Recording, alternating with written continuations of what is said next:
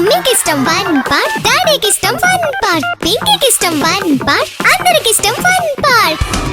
మీ holidays ని జాలీ days గా మార్చుకోండి ఫన్ పార్క్ తో. మైమర్పించే వాటర్ రైడ్స్, అబ్బురపరిచే థ్రిల్లింగ్ రైడ్స్ తో పాటు ఇంకా మరెన్నో. వినోదానికి ఉల్లాసానికి లేదు మరొకటి సాటి. తప్పక విచ్చేయండి fun park, the one and only destination fun park, Golagamudi, Nellore.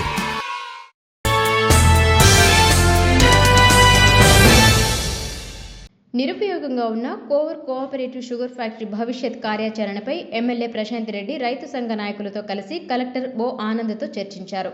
రైతులు, కార్మికుల బకాయిలు త్వరగా చెల్లించేలా కృషి చేయాలని కలెక్టర్ను కోరారు. చక్కెర కర్మాగారం పునఃప్రారంభం చేసినా లాభసాటి కాదన్న ఎమ్మెల్యే ప్రశాంత్ రెడ్డి, కలెక్టర్ ఆనంద్ వాదనలతో రైతు సంఘ నాయకులు ఏకీభవించారు. షుగర్ ఫ్యాక్టరీకి చెందిన 124 ఎకరాల భూములను ప్రభుత్వం స్వాధీనం చేసుకుని ఏపీఐఏసీకి అప్పగించేందుకు రైతు సంఘ నాయకులు అంగీకరించారు. షుగర్ ఫ్యాక్టరీ పునఃప్రారంభం, ఇతర భూ వివాదాలకు సంబంధించి వివిధ కోర్టులలో ఉన్న న్యాయపర వివాదాలు చర్చల ద్వారా పరిష్కరించేందుకు రైతు సంఘ నాయకులు సమ్మతించారు. అనంతరం ఎమ్మెల్యే ప్రశాంత్ రెడ్డి మీడియాతో మాట్లాడారు.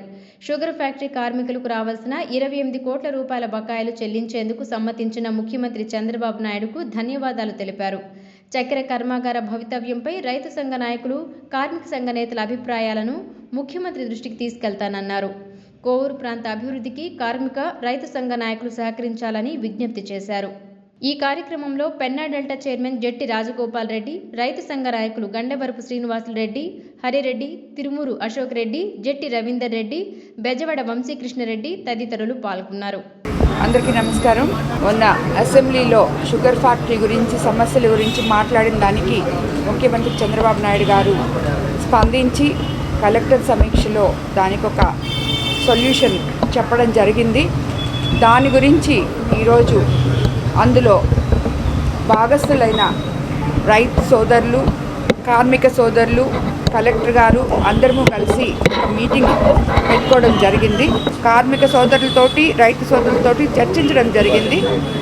ఇంకా రాబోయే రోజుల్లో దాన్ని మరోసారి ముఖ్యమంత్రి గారి దగ్గరికి తీసుకెళ్ళి సమస్యకి పరిష్కారం చేసుకోవాలని అనుకుంటున్నాను. షుగర్ ఫ్యాక్టరీ 124 ఎకరాల విస్తీర్ణంలో ఉంది. అది చాలా విలువైంది. ఆ ఫ్యాక్టరీలో సుమారుగా 10,000 మంది జీవనాధారంగా ఉన్న ఫ్యాక్టరీ ఆ రకంగా అయిపోయింది. కాబట్టి గత ప్రభుత్వంలో ఆ ఫ్యాక్టరీని రియల్ ఎస్టేట్కి ఇవ్వాలని ఆలోచన చేశారు. కాబట్టి మేము ఆ రోజు కోర్టులో దాన్ని అమ్మనీయకుండా స్టే తీసుకురావడం సంఘం తరఫున జరిగింది. దాని మీద మేము కూడా మా సంఘం తరఫున పునరాలోచన చేసి ఆ ఫ్యాక్టరీకి ఎన్ని రకాల అవకాశాలు పునరుద్ధరించడానికి అవకాశం ఉందో ఆ ప్రయత్నం కూడా ఆలోచనలో మేము ఉన్నాము. వేరే ఇండస్ట్రీ, మెరుగైన ఉద్యోగాలు అవకాశం కల్పించేదానికి ప్రయత్నం చేస్తామని వారు అంటున్నారు. మేమైతే షుగర్ ఫ్యాక్టరీ కొనసాగాలనేది మేము అంటున్నాము. ఇది చర్చలు అసంపూర్తిగా ఆగినాయి.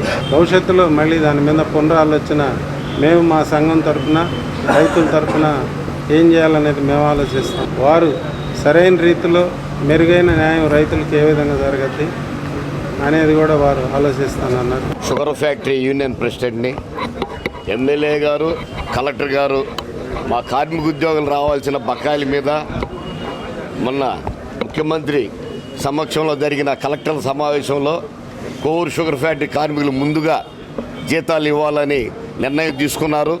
మేము 460 మంది కార్మికులు ఉన్నాం. గత 13 ఏళ్ళ నుంచి ఈ ప్రభుత్వాలు మారిన రాజకీయ నాయకుల చుట్టూ శాంతియుత పోరాటం చేస్తూనే ఉన్నాం. మేము కూడా కలెక్టర్ గారిని, ఎమ్మెల్యే గారిని, రైతు సంఘం వాళ్ళందరినీ అడిగింది ఏంటంటే, మీరు ఫ్యాక్టరీ మీద స్టే తెచ్చున్నారు, అది ఫ్యాక్టరీకి భూమికి సంబంధం, మాకు ఇవ్వాల్సిన కూలి, మా జీతాలు మాకు వెంటనే ఇప్పించండి. వాళ్ళు సానుకూలంగా స్పందించారు. త్వరలోనే మా బకాయిలు ఇస్తారని మేము ఆశిస్తున్నాం.